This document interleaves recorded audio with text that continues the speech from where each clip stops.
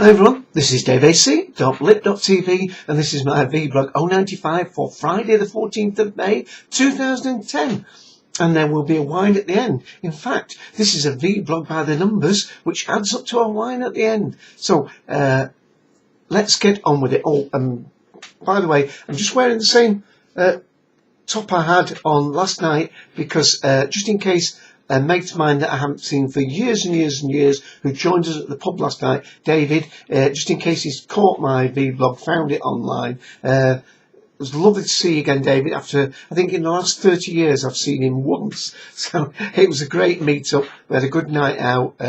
We did quite well, actually. We won on our little table. We won 2 bottles of wine and we won about 25 quid on one of the quizzes. So a great night was had by all. And that's to all the others that were with us last night as well. So really a good time. But let's get on with this vlog. Now, I haven't got any music and I haven't got any book this week, but I have at last got a gadget. It's been a long time since I've had a gadget. Can't afford to buy a gadget every week just for the vlog. Love to be able to do that for you, but I can't. But we have got that, and I have got a DVD as well, and I've got a great long list. It's almost going to be a little bit like news time, but bear with me as we plough through some really lots of activities that are going on related to Doctor Who and podcasting and tech and so on. So I've got my little list. I'm only going to move the camera once today when we look at the DVD clip I've got for you. More of later. Well, we expected the Gallifreyan Embassy Doctor Who Podshop episode 200 to come out. Yes, they've reached their 200 episode. Congratulations to Lewis, Ken and James. But it wasn't in actual fact the live broadcast from last Sunday. Lewis put out a special one with some old interviews from way back, one included from Tom Baker. And there's even a little clip of me and Ian the Sixth Doctor on there too. So look out for the Doctor Who Podshop episode 200.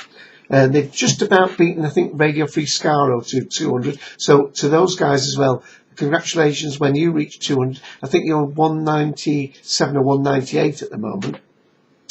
And also, there's another person coming up to 200, and that is Russell, Ramble with Russell. And more about that in a moment. So what happened this last Sunday? Well, at 2 p.m. Eastern Daylight Time, the Cultum Collective, we had our live show based on episode 6 of Doctor Who, Vampires in Venice. And then about 5 p.m. Eastern Daylight Time, Lewis came on with Podshock. I helped out a little bit again with that, discussing the same episode. And then later on the Sunday night, Ian, myself and Mike Randall-Thor did another one of our Cultum Collective commentaries. And we call that Vinos in Venice on Vampires in Venice. And please, if there's lots of places you can listen to the podcast on. You can listen to it on our Facebook page, from our Cultum Collective blog at cultum.com, from Podshock Alley, from all the other different podcasting websites. Most of the people seem to download it from iTunes. But please remember, on iTunes, where the thing is listed, there's a little triangle. If you just click on that, it rotates and it shows you all the available episodes.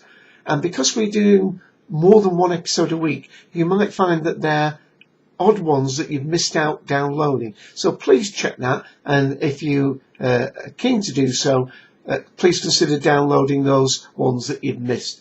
We've already had some feedback on both the Cultum site and my own blog, that's daveac.wordpress.com, from people who have found the commentaries and found that they are quite enjoyable to listen to. You listen to them, of course, alongside watching your copy of Doctor Who with the sound turned down. And hopefully we'll provide a few insights and shared common thoughts as you watch your favourite show. So that's an awful lot. Well, actually, before I get to what's coming on the Sunday podcast, there's a few little pieces of information I ought to mention. Tomorrow, Saturday, is the Second Life Doctor Who Podshop meetup at Katrina. That's the one that Victor First Mornington oversees and supervises and gives people a guided tour. That is tomorrow, the 5th Saturday, the 15th of May. The time is quite a long time, so you don't have to be there for the whole of it. It goes from 1 p.m. to 6 p.m. Pacific time, our second live time. Now, here in the UK, we're 8 hours behind that. So the 1 o'clock start, 1 p.m. start, is a 9 p.m. start for us here in the UK. And it goes well after midnight, with around midnight or so when they have the disco dancing at Katrina. So please try and join there. If you haven't already got a Second Life ID, try and get one sorted out. I know Logan, who is one of the Talk Show reps and has his own show, The Media Outsiders. He's just subscribed to get his, and of course we all have our different names. I'm daveac Footman. There's Kirsty Pixel, that's Ian, and all the others will have the different names. So please try and join that. But it's going to be a busy day for me Saturday, because just prior to that I'm going to be going on to the Talking Twilight, the Twilight Zone podcast, which is on Talk Show. Haven't got the ID to hand, but before that I'll be joining Russell for his Ramble with Russell episode 200, which he's decided to do a live one again, and that is on Talk Show at 3 p.m. Eastern Daylight Time, and the Talk Show ID for Russell's show will be 18411, and I'm giving that out because I'm going to help co-host that with Russell. So check it. If you put in Ramble with Russell on Google, you can find his back shows, download them. They're all about TV, movies, different games. It goes back to Doctor Who and sci-fi frequently, talks about audio books. Very, very good audio podcast. Right, well, there's lots of other Doctor Who related things, so excuse me if I keep referring down to my list. Congratulations also, not on achieving a number, but numbers go out throughout this podcast today, and the number this time is 10k, and the K this time stands for kilometres, because Luke of the Minute Time Lord podcast, sorry, the Minute Doctor Who podcast, has done his charity run at Bristol, ran 10k in a long Doctor Who scarf, and he's raised over £500 for 2 or 3 different charities which he supports. So Luke, very, very well done. What else? Oh yes, quite a number of other things related to Doctor Who. First of all, Colin Baker, the 6th Doctor, is going to be also on the Saturday the 15th, is going to make an appearance at a Blackpool event. Haven't got a lot of the details there, but if you put in Colin Baker, you go to Colin Baker's own site, you'll find out the times and the venue for a Doctor Who at Blackpool on Saturday the 15th of May. That's of course in the UK. And something that everybody can enjoy everywhere, because it's not related just to the UK, but on the internet, digital radio station BBC 7, they are starting to show the new lot of 8th Doctor stories, Paul McGann stories, that have been out on audio CD, and they're now making their way to get their first airing on BBC 7. And again, this starts on well, actually, these start on Sunday, not Saturday. Sunday, the 16th of May, and the first episode is called Orbis. So if you put in to Google BBC 7 and Orbis, you should get all the details up on the page. And of course, you don't have to listen to those live. They are available usually for at least a week after they've aired. So that's part 1, Orbis, our first story, Orbis. Woof. Oh yes, one other piece of podcasting news, and that is the podcasters that talk about Doctor Who have formed this loose alliance called Doctor Who Podcast Alliance. Well, there's been a small interview done from a representative of that, and hopefully in the UK science fiction magazine FSX, in issue 197, which is due out very soon, there will be some information about the Doctor Who Podcast Alliance. And again, put that in Google. It's a very great place and resource to find about all the other things. So if you've just newly discovered podcasts about Doctor Who, and you perhaps found 2 or 3, you found Radio Free Skaro, and you found Doctor Who Podshop, and of course you found the Cultman Collective, and maybe Who on Who, and the Tin Dog Podcast, you may be surprised to find that there are over 40 of those podcasts that either do solely about Doctor Who, or like in the case of the Cultman Collective, we do other science fiction and cult TV shows as well as Doctor Who. So check that out, the Doctor Who Podcast Alliance. Okay, one last little piece of news, related to science fiction. One is that the BBC have announced that there is a new science fiction series being in production now that will come out in the autumn, or fall as you would say in America. I'll mention more about it in a later vblog, but for now it's called Outcasts. So I will mention more about that in a week or two's time. So look out for that, Outcasts.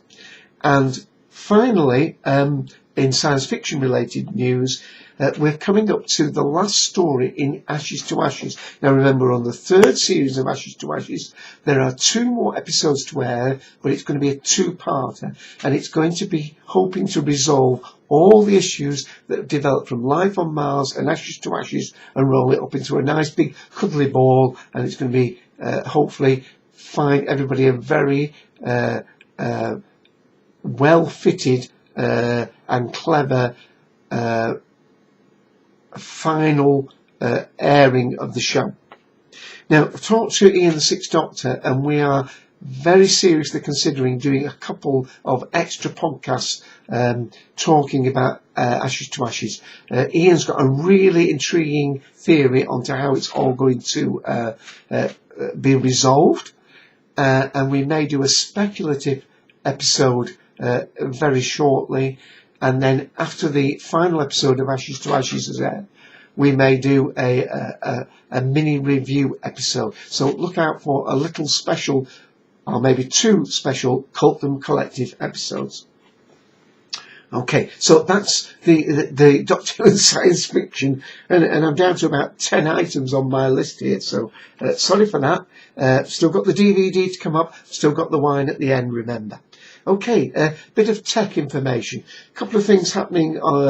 There's BBC, very small thing, but actually quite big under the hood. They've improved and updated the whole way that the BBC site is organised. That may not be as much importance to people outside the UK, but the site really is one of the exemplary sites on the internet, and hopefully, even though they're strapped for money in the BBC, they won't cut down on their internet presence, what with the BBC iPlayer and all the different facets and blogs that they do.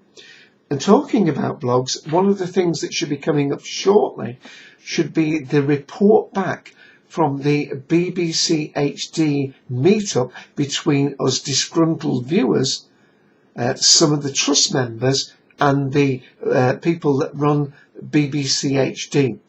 If you remember, I mentioned that I had an invite to go on that, but again, it was down in London, and at such short notice, I couldn't make it. But they should be reporting back on the events of that day, and if any, hopefully some changes that will revolve. A little bit of background for those who don't know what I'm talking about. The BBC HD channel was chugging along with fairly good quality pictures at 16 megabits a second, even though that had been reduced down from 20. But they changed the codec, but at the same time, they dropped the codec overhead by 40% down to 9.7 megabytes a second. Often, a lot of us think that they did that to match the FreeSat with the new BBC DH Freeview service that was just starting, and that's about the limit they can do on that.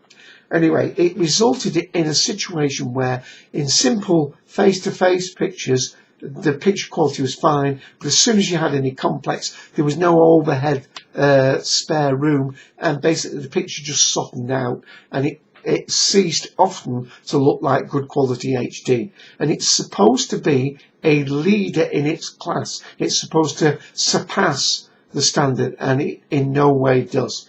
I believe the best HD pictures, although I haven't got it, are being provided by Eurosport HD at the moment. So I'm looking forward to that. A little bit of tech news. Oh, one piece of tech news I should say. My son Matthew has ordered himself one of the first UK iPads, so he's very excitedly waiting to get that in before the end of this month. So well done for that, Matthew, and I hope to hear from you as soon as you've got that.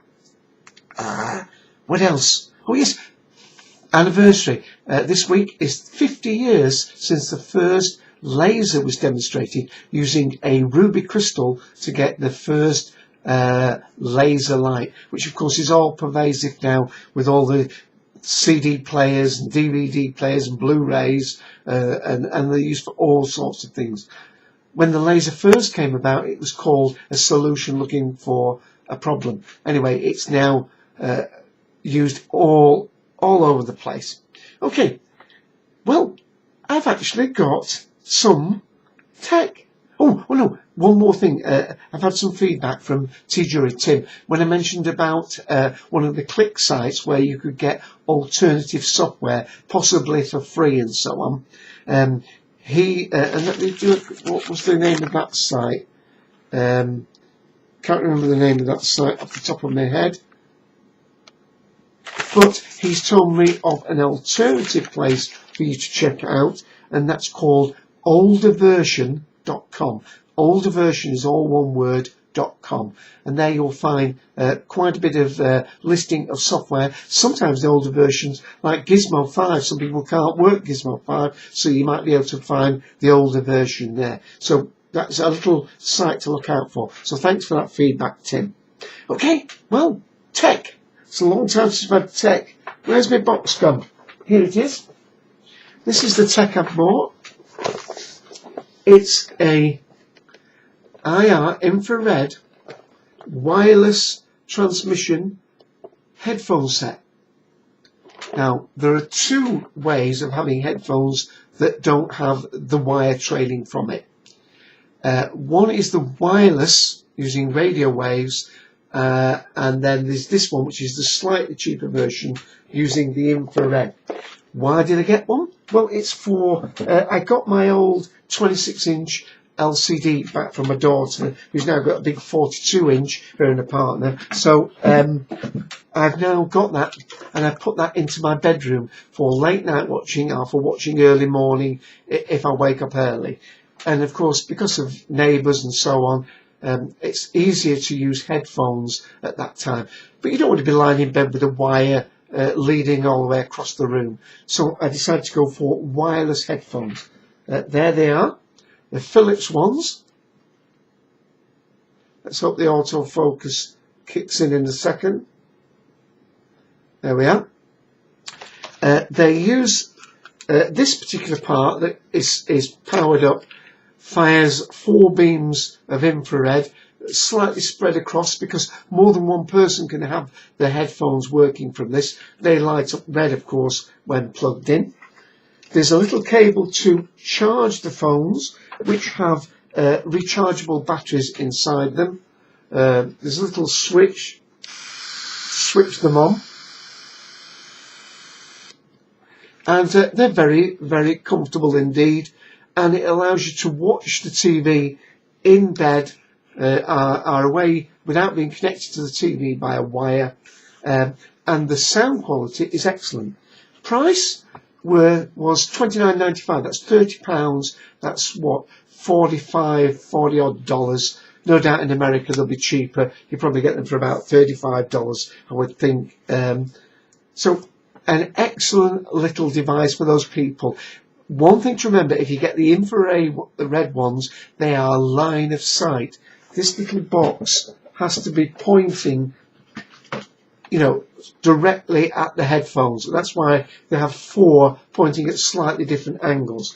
if you go out of the room to make a cup of tea or go to the bathroom, then they stop working. They are not like the wireless ones that work within a radius of the transmitter, whether you're in line of sight or not. These are line of sight, but because of that, they're substantially cheaper. So that's Philips infrared headphones, and they're really great. Okay, let's go on to the DVD. Well, I mentioned last week that I got the Blu-ray of Avatar. But look at that, there's the sticker. Inside, you get, as well as the Blu-ray, you get the DVD copy of the film. And that's what I've set up here to show you a little where he works an Avatar. So here he is going into the machine. Don't. Got this.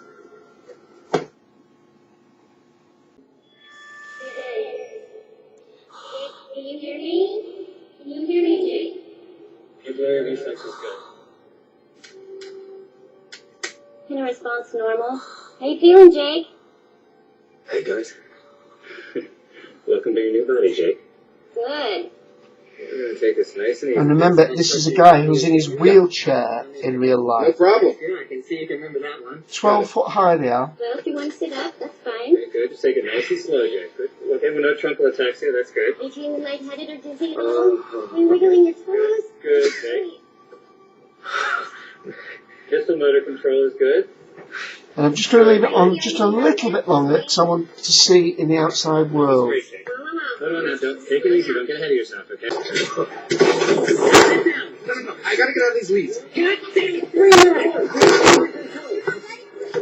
Right, just a second or two more. Oh, come on, you ain't got no skills. Oh! I don't you have to put defense on. Hey, guys. Hey. It's okay. I'll get him. Jake, you have to come Jake! Excuse me. Sorry. Come on. Jake! We're not I'm going to have supposed to to be stop in a running! moment.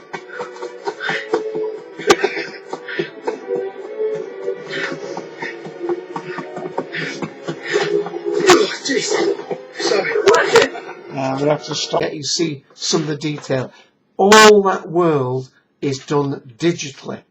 And of course, when the film aired in the cinema, it was possible to see it as a 3D film. The Blu-ray, however, has come out strictly 2D.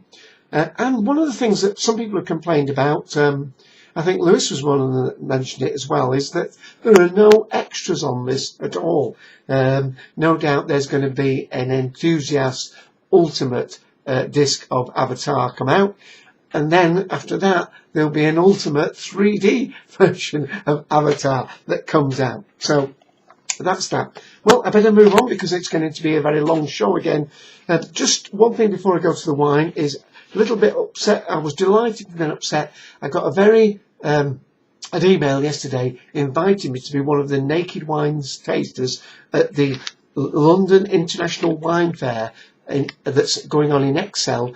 The Excel building in London from the 18th to the 20th of May. So this was on the Tuesday. But unfortunately in the UK, where I'm based in Manchester, to get down to London early morning on the business class trains at such short notice would have cost me over £150 or maybe over $200 to get there for the day and back. You can have cheap tickets to London, but only if you go either later in the day or you book your ticket 2, 3, 4 weeks early. So unfortunately, I've had to decline that. But it was great that the Naked Wines people asked me to be one of the people that were choosing the wines that would actually be offered to members on the site. So thank you for that. I only wish I could have taken them up on that offer. But I have got a wine now, and I'm going to take up the offer of drinking it, and I hope you'll take up the offer of watching me drink it. And it's a bit of a first for me. It's wine from Sicily. Hope that comes into focus. Never know where to put this to get it into focus. There we are. And the wine is named after the part of Sicily it comes from, and it's Inycon. Inycon, is it? I can't pronounce that, but that's how I would guess it is. It's 2008. It's Cabernet Sauvignon. and it's 13%. I've got some poured out here, being poured out for a good half hour or so, and there's been lots of fruit coming across. Nice red berry fruit, and let's have a, is it cassis they call it?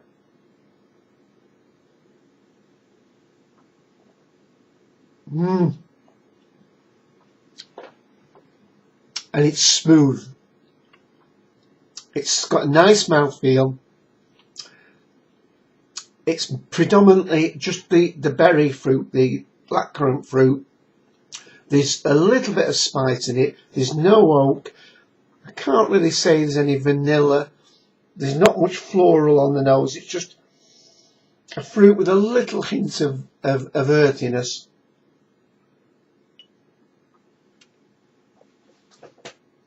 But it's a nice, velvety, smooth finish. It's rather soft-bodied, I would think you'd call it. Let's see what it says on here. Let's see if you can read it with me. Oh, that's going to focus nicely.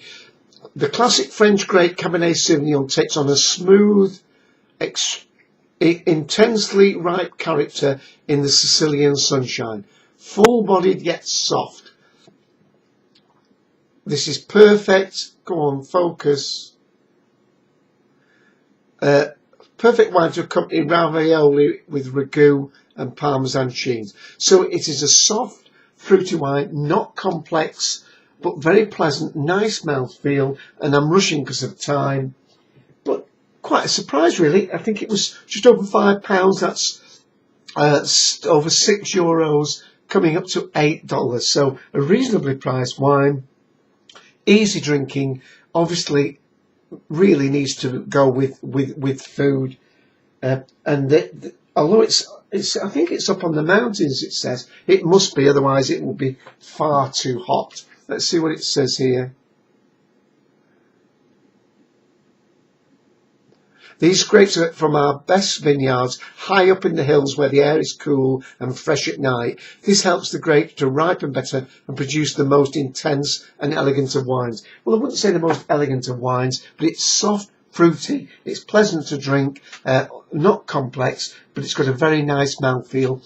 And I'm rushing because I need to end. This is daveac, vblog 095. Remember to join us on the Cult and Collective podcast at 2 p.m. Eastern Daylight Time as we talk about episode 7 of Doctor Who, Amy's Choice. See you then. Talk show ID 54821. Bye all.